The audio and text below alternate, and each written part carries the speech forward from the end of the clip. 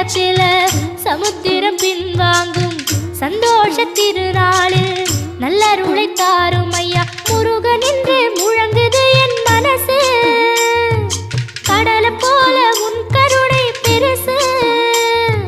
உப்பு காத்து ஊத காத்து சுத்தும் கடலுக்கரைய பார்த்து சத்தியமா கோயில் கொண்ட சுப்பையா எங்க குப்பத்துக்கு குலவிளக்கு நீ ஐயா.